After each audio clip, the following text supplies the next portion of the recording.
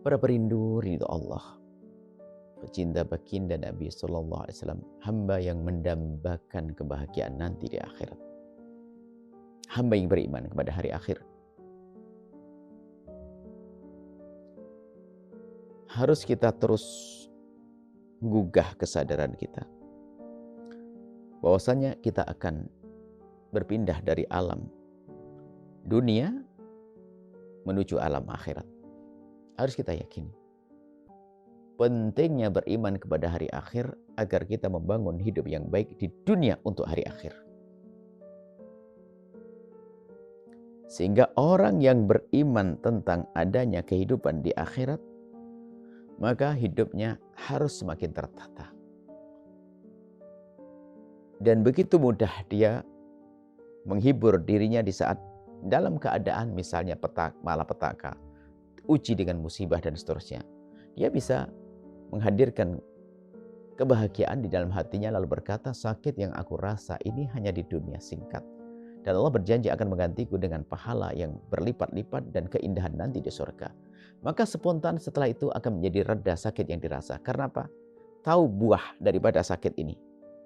Buahnya nanti di akhirat. Nah, kesadaran semacam ini perlu terus kita asah. Kemudian, jadi kita semuanya akan menuju ke akhirat sana. Dan kisah di akhirat panjang, tidak ada akhirnya. Lalu kisah dunia adalah sesaat. Makanya fahami bahwa sesakit-sakitnya seorang hamba di dunia ada batasnya. Dan sebahagia-bahagianya seorang hamba di dunia juga ada batasnya. Batas kematian, batas akhir. Maka selagi masih berada di dunia ini, ayo kita mempersiapkan untuk menuju yang abadi. Dunia ini sangat sementara sekali. Yang abadi hanya akhirat. Selamanya. Sementaranya adalah jika Anda kaya pun ada berbatas. Bahkan menjadi fakir pun tidak harus nunggu mati kadang-kadang. Baru di pertengahan hidup perjalanannya, sudah fakir ada. Dan fakir menjadi kaya raya, runtuh menjadi fakir ada. Ada juga tampaknya kaya tapi fakir. Artinya nggak bisa menikmati semua kekayaannya. Bayangkan, dia kaya raya, harta melimpah, rumah megah, kamarnya penuh dengan AC, kulkas banyak. Tapi ternyata petunjuk dari dokter berkata, agar Pak Haji tersebut untuk sementara agar tidak tidur di ruangan ber-AC atau tidak boleh minum air es, air dingin. Kan? Padahal masih di dunia pun ada yang dibatasi.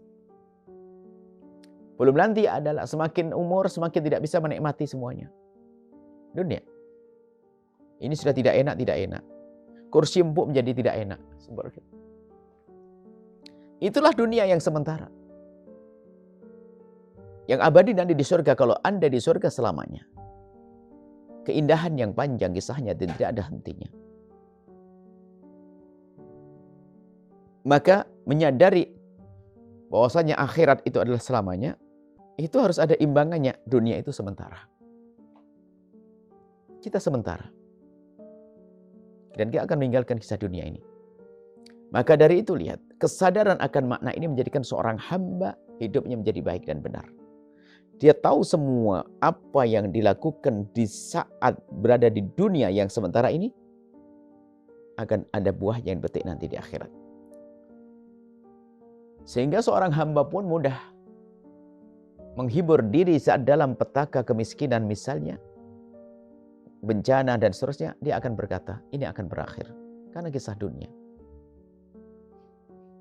Kemudian yang diberi kebahagiaan pun dia tidak akan sombong karena apa? Bisa saja saat ini esok hari sudah diakhiri. Apakah dia mati meninggalkan dunia atau dunia sudah diambil oleh Allah menjadi fakir. Nah, kesadaran akan makna inilah menjadikan seseorang akan menggunakan apa yang Allah berikan di saat berada di dunia adalah untuk kepentingan akhiratnya.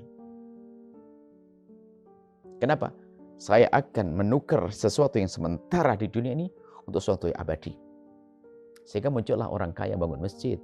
Orang kaya bangun pondok pesantren bukan puluhan juta, ratusan juta, miliaran untuk sebuah perjuangan. Kenapa?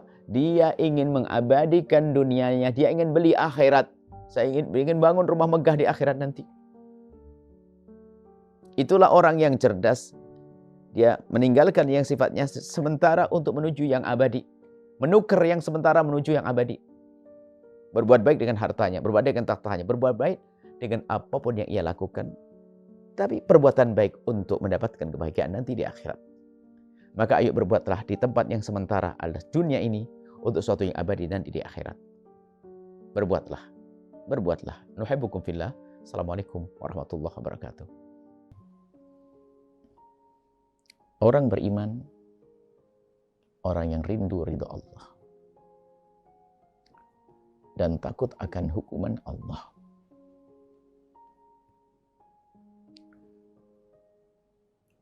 Dan kesadaran akan dua hal tersebut akan menjadikan seseorang itu akan begitu bersemangat di saat mendengar seruan kebaikan untuk melakukan kebaikan. Dan di saat ada peringatan, larangan, sebuah larangan, begitu mudah dia meninggalkan larangan tersebut. Kenapa? Karena keyakinannya yang kuat akan pahala dari Allah, ridha Allah, surga, dan hukuman Allah. Sehingga ada sahabat Nabi SAW disebut sebagai sahabat yang begitu cepat melakukan kebaikan dan begitu takut melakukan dosa. Ditanya, kenapa engkau seperti itu? Apa yang resepnya? Resepnya adalah, aku di saat melihat kebaikan langsung aku hadirkan surga di mataku. Sehingga itulah yang menjadikan aku tidak mau menunda kebaikan. Di saat ada larangan langsung aku hadirkan neraka di depan mataku. Sehingga aku susah untuk melakukannya. Nah ini menghadirkan, ini kan maknanya menghadirkan, ini kan membangun keyakinan yang kuat. Rasanya hukuman Allah sangat pedih. Hukuman Allah sangat pedih, siksa neraka pedih-pedih. Pedihnya siksa neraka, sepahit apapun, sepedih apapun siksa di dunia, nggak ada apa-apanya dibanding satu percik siksa, satu sekelumit siksa di neraka, nggak ada apa-apanya. Maka dari itu, takutlah siksa Allah, bukan siksa di dunia. Siksa dunia mah enteng. Jadi kalau bicara tentang azab Allah itu yang harus kita hadirkan azab di akhirat nanti. Kalau azab Allah, hukuman Allah yang diberikan di dunia, jika itu untuk orang beriman, untuk menghapus dosanya. Ayo. Bencana, gempa bumi, banjir, tsunami, segala macam bagi orang beriman, antara penghapus dosa, pengangkatan derajat. Akan tapi yang menyeramkan adalah di saat nanti di akhirat ini. Hukuman yang sesungguhnya. Maka meyakini akan dosa ini menjadikan seorang hamba akan termotivasi untuk melakukan dua hal. Yang pertama, menghindar dari dosa. Karena dia menyadari terus dosa, hukuman Allah, hukuman Allah, hukuman Allah. Yang kedua, jika dia lalai lalu melakukan dosa, begitu mudah memohon ampun karena sadar dan yakin Allah Maha Pengampun. Tidak ada yang meremehkan. Kalau ada orang meyakini Allah Maha Pengampun lalu meremehkan, dah. Dia bukan orang yang lari, bukan orang yang takut pada dosa. Mengatakan, nanti sebentar aja kan orang beriman, nanti neraka sebentar aja. Sebentar bagaimana? Siksa pedih di neraka itu sudah tidak kira-kira kayak apa. Siksa di dunia saja, mohon maaf. Yang berani mengatakan di neraka sebentar, penting nanti masuk surga. Sebentarmu seperti apa? Di dunia saja. Kami pinjemlah punggungnya dia 5 menit, 1 menit, setengah menit, bayar 5 juta, lalu tumpangkan setrika panas di punggungnya. Mau atau tidak? Enggak usah harus neraka. Di dunia. Lalu akan mengentengkan neraka. Sebetulnya keberanian dia mengatakan, nggak apa-apa neraka sebentar. Karena dia tidak iman dengan sesungguhnya. Kalau dia iman, nggak akan mampu ngomong begitu. Yang ada adalah, astagfirullah, aku melakukan dosa. Ya Allah, dosaku banyak, dosa mataku. Ampuni ya Allah kami, ampuni kami. Begitu. Tapi kalau sudah mengentengkan dosa, menunjukkan kalau dia tidak iman. Bagaimana dientengkan sesuatu yang berat? Sesuatu yang berat dientengkan. Azab Allah yang sesungguhnya adalah nanti. Di akhirat. Pedih, adzabun alim, syadidul iqab, syadidul adzab, adzabun alim. Allah yang maha pedih, siksanya sangat pedih. Nah, Ini harus kita hadirkan kesadaran yang semacam ini. Sehingga betul dikatakan Imam Haddad rahimahullah ta'ala, seorang mukmin ini seharusnya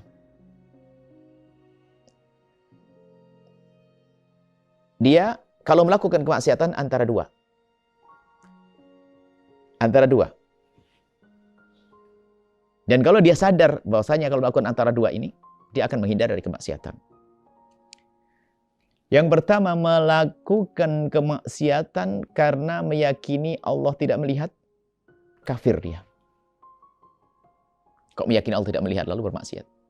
Yang kedua, melakukan kemaksiatan dan yakin Allah melihat, kurang ajar dia. Makanya tidak ada seorang mukmin yang menyengaja aku melakukan ini untuk mendapatkan dosa, enggak ada. Orang mukmin sejati. Akan tapi ada adalah kepleset. Astagfirullahaladzim, kepleset. Dan dia bergegas untuk mohon ampun kepada Allah. Dan setelah itu sadar betul bahasanya dosa yang dilakukan besar. Kalau Allah tidak mengampuni, maka hukumannya berat. Menitikkan air mata, menangis penyesalan. Setelah itu apa? Memohon ampun dengan permohonan yang sesungguhnya. Derai air mata, penyesalan, penyesalan, penyesalan. Bahkan an-nadamatu at-taubatu.